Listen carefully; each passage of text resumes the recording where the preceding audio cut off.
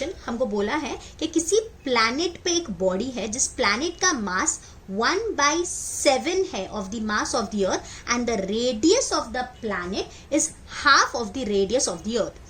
अगर वो बॉडी को हम वेट करते हैं तो उसका वेट अर्थ पे आता है 700 ग्राम वेट, उस प्लैनेट पे उसका वेट क्या होगा? तो मैं अगर रेशियो लेती हूँ, सो weight of planet upon weight of earth is mgp by mge, m cut गया, so that is gp by ge।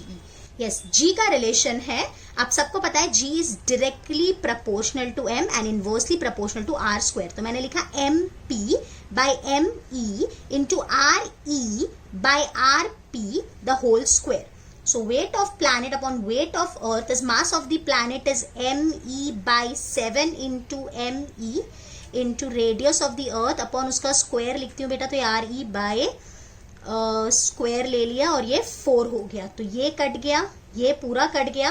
ये आपको पता है 700 है, तो ये हो गया 700 इज इक्वल्स टू 4/7, ये कट हो गया। So weight on the planet is 400 gram weight. In this question हमको क्या बोला है कि सपोज हम अर्थ पे हैं, अर्थ का आप सबको मास पता है m, इसका रेडियस r है, और यहाँ पे ऑब्वियसली सरफेस पे जो एक्सेलरेशन ड्यू टू ग्रेविटी होती है वो 9.8 होती है। अब क्या बोला कि अर्थ सडनली श्रिंक हो गया, उसका रेडियस आधा हो गया, मतलब अभी कंडीशन समझो कि अर्थ हमारा जो है उसका रेडियस हाफ हो गया, मास उतना ही है, और ये जो पॉइंट है ये अभी भी सेंटर से r डिस्टेंस पे ही है।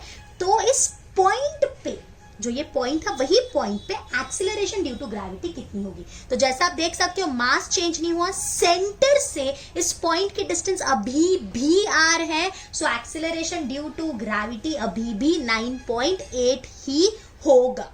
ठीक है, so the correct answer is option C. The next question हमको बेसिकली G का रो और R के टर्म्स में रिलेशन चाहिए। तो आप सबको G का फॉर्मूला पता है, gm by R square. Mass की जगह मैं डेंसिटी इंटू वॉल्यूम लिखती हूँ, so this is 4/3 pi r cube by R square. 2 R cut गया, so G is directly proportional to rho and directly proportional to R। तो हमको मिलेगा G1 is to G2 is equals to रो1 R1 is to रो2 R2। So the correct answer is option D। This formula is important, आप ये direct याद भी रख सकते हैं। अब इस क्वेश्चन में हमको क्या बोला है कि हमारा जो रेडियस है अर्थ का वो 2% कम हो रहा है, तो स्मॉल g और काइनेटिक एनर्जी पे क्या फर्क आएगा? तो बेटा तेरे स्मॉल g का फॉर्मूला है gm बाय r स्क्वायर और काइनेटिक एनर्जी का फॉर्मूला है l स्क्वायर बाय 2i। तो I is nothing but the inertia. तो Earth is a sphere, so that is 2/5 mr square.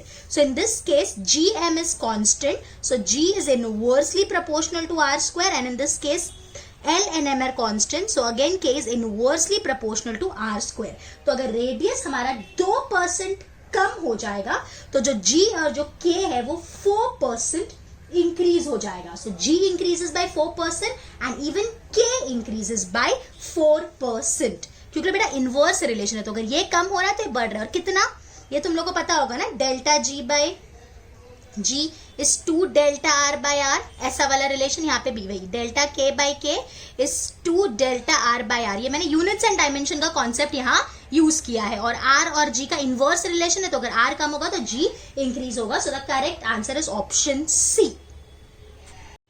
Yes, in this question हमको क्या बोला है कि हम अर्थ की स्पीड कितनी बढ़ा दें कि acceleration due to gravity equator पे 0 हो जाए। तो इक्वेटर पे क्या फॉर्मूला है बेटा, GE is G minus R omega square, cos square 0 1 होता है, तो ये हमारा 0 हो जाना चाहिए। So G is equals to R omega square. ठीक है, अभी बेटा ओमेगा की वैल्यू क्या आएगी, √G बाय R। अभी आपको इसको सॉल्व करके मैं डायरेक्ट शॉर्टकट बताती हूँ बेटा, कि अगर हमारा जो ओमेगा है वो अभी जो है उससे 17 टाइम्स अगर बढ़ गया, इसको चाहिए तो ओमेगा न्यू ले लेते हैं। So omega new is 17 times of omega, तो हमारा जो G एट द इक्वेटर है, that is acceleration at the equator, will become 0। तो ये डायरेक्ट याद रख लो, if omega will become 17 times, so the correct answer is option C। क्योंकि कैलकुलेशन में मत पढ़ना, या कैलकुलेशन का टाइम नहीं मिलेगा, so just remember this thing. क्या बोला बेटा कि अर्थ पे जो रेंज है, अगर किसी बॉडी को हम थीटा एंगल पे थ्रो करते हैं तो मान लो वो RE है। अगर हम मून पे चले गए तो मून पे रेंज क्या होगा, where acceleration due to gravity on the moon is how much, it is 0.2 into acceleration of the earth. ठीक है, तो बस आपको पता है रेंज का formula U square sin 2 theta by G। So range on moon upon range on earth is acceleration on the earth upon acceleration on the moon. So GE by 0.2 GE cut गया, so RM is 1 by 0.2 को अपन 5 लिख सकते हैं। तो moon पे जो range होगा वो 5 गुना ज्यादा होगा। So correct answer is option D. Okay, in this question हमको बोला है कि अगर हम प्लैनेट ए पे 1.5 मीटर तक जंप कर सकते हैं तो प्लैनेट बी पे हम कितना जंप करेंगे। तो h is equal to U square by 2g। So basically h and g are inversely proportional. That is height jump on planet B upon height jump on planet A is equal to ga by gb। अब g को आप radius और रो के terms में लिखो because वहां पे वही दोनों चीजें दी है, तो जो दिया हुआ है उसके हिसाब से आपको यूज करना है। अब आपको क्या बोला है कि जो डेंसिटी है बी पे, that is density of B is density of A by 4 and radius of B is radius of A by 3। तो ये कट कर देते हैं तो हमको क्या मिला, height jump on planet B is equal to 1.5 और ये 12 ऊपर आ जाएगा, तो हमको आंसर मिल रहा है 18 metre. So the correct answer is option C. In this question हमको क्या बोला है कि हम ऐसे कौन सी हाइट पे जाए कि जहां पे हमारा जो वेट है वो 1/16 हो जाए। So weight is 1/16 of the weight on the surface of the earth. तो obviously weight is m into g, basically ये g पे रिलेशन है।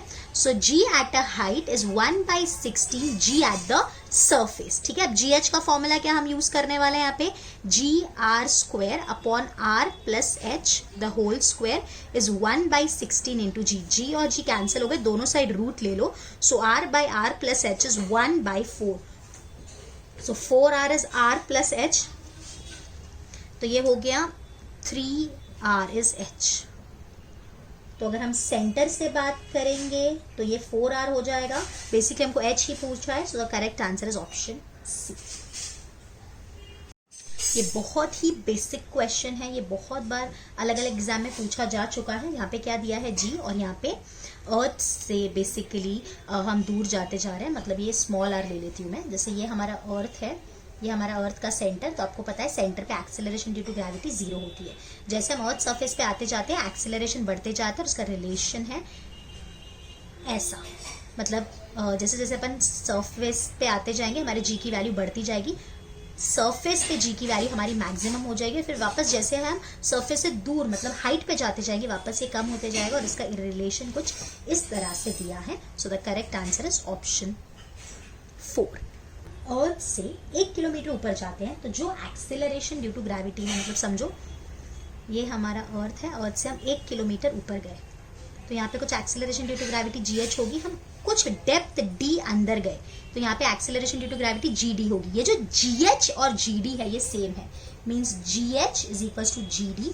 GH क्या होगा बेटा तेरा, G 1 minus 2h by r is equal to G 1 minus d by r। Since this h is very very small हम ये लगा सकते हैं, ये G 1 कैंसिल हो गया। सो 2h by r is d by r। So r cancel, तो h हमको 1 किलोमीटर दिया है तो d आ जाएगा 2 किलोमीटर, मतलब आप 2 किलोमीटर अंदर जाओगे तो आपके g की वैल्यू सेम हो जाएगी जो 1 किलोमीटर हाइट पे थी। मतलब बेसिकली आप ऐसा समझ सकते हो बेटा कि हम हाइट पे, यानी हम हाइट पे जाते हैं तो g की वैल्यू जल्दी जल्दी फॉल होती है कंपेयर टू द डेप्थ। ये इंपॉर्टेंट पॉइंट है। अगर हम h हाइट ऊपर गए और उतना ही हम नीचे गए तो किसकी एक्सेलरेशन ड्यू टू ग्रेविटी कम होगी, तो GH। समझ में आया? ओके।